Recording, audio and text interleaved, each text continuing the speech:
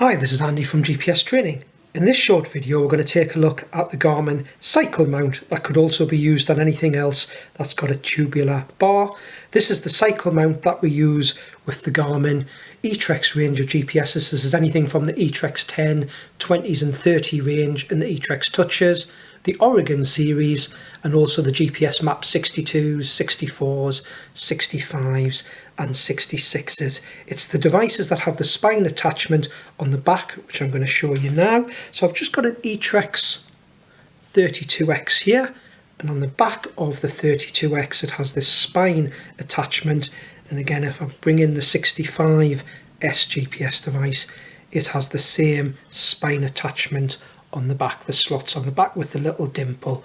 So what actually happens with the bike mount, it has a little protruding piece at the bottom here, and when you slide the GPS device onto the bar mount, the bike mount, that little piece that's protruding locks in place in the little slot in the bottom there.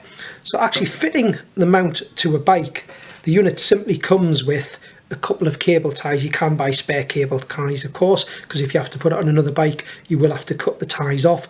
It's always advisable just to buy a spare mount if you've got more than one bike. And on the back of this mount it has got a piece of rubber that the bars are going to sit inside.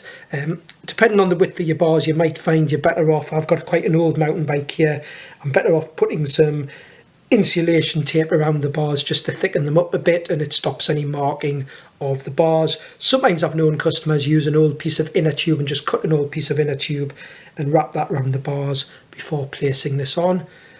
On the actual mount itself, the bit that's got the protruding piece is actually the bottom part of the mount, so it needs to go this way around with this facing towards you where you're going to be sitting on the bike, and the top is obviously the opposite side. I have known it fitted on a stem before, but if you're using a bigger GPS device such as a 65 series, 66, you might find it better on the bars. It's more the small sort of eTrex 20s and 32s that would fit on a stem, and it would need to be quite a long stem. I always find it's better on the bars, because what you've actually got on the mount, you've got slots for the cable ties at the side and the top, so it can be mounted that vertically or horizontally depending on whether it's on the stem or the bars. So on the bars, what I'm actually going to do with the two cable ties is just feed them down the slots on the top. So one cable tie down there, and put the second cable tie down, and I've just got it so the serrated edges of the cable ties are facing the side that we can see where the rubber is on the actual mount. Pull them down, and then I'm just gonna, you'll see me just threading these through the other side of the bars on the bike. And then if you've used cable ties before, you'll know you simply push them through the little holes at the top of the cable tie. Easier said than done. And just push them through, and what you'll see as we do that and pull it tight, they start to tighten up. And once you've done it, you can't actually take the cable ties off without cutting them. So I'm just going to thread that one back through. So we've got both sides through. You actually hear it as the threaded part of the cable tie catches, and then literally tighten that up. I wouldn't tighten it fully, because what I find is the best thing to do is get the GPS on your bars, and then you can tilt the angle. Once you've got the angle you want, you can then pull these nice and tight with a pair of pliers and then snip off the excess once you know you've got them tight enough. So I'm just going to leave that as so at the moment. I'm going to take the 65S and I'm going to slide it down from the top.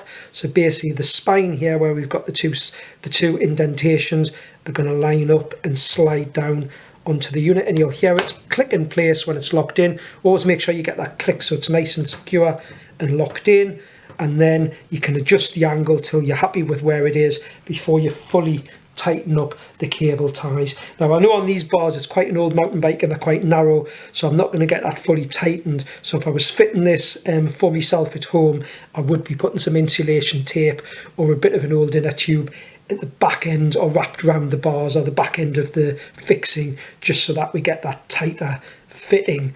And then when you want to remove the GPS, the tip is you've got the little piece at the bottom of the mount, you actually push down away from you. I'll show you that a bit clearer when I slide the GPS off, and then you slide the GPS device upwards to take it off. So what I actually had to do there, it's this piece here where the piece is protruding on the bottom of the bike mount, you're pushing that downwards with a bit of pressure.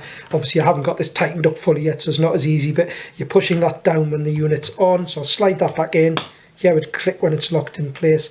And then the bit of the clip at the back, I'm pushing downwards and sliding the GPS upwards. What I have known some customers do for an extra bit of security, especially if you're using it on a mountain bike and rough ground, is using the lanyard slot that you've got at the bottom of the unit. They've threaded a wrist lanyard through the unit and then looped that round the bars just as a bit of extra security in case a lot of vibration and you did hit something like a serious pothole or an obstruction, and you were to vibrate the unit, just for safety as an extra lock to lock it on to your handlebars. But we hope you found this video useful on using the Garmin cycle mount, bar mount with the GPS device and putting it on the bars of your bike. And thanks for watching.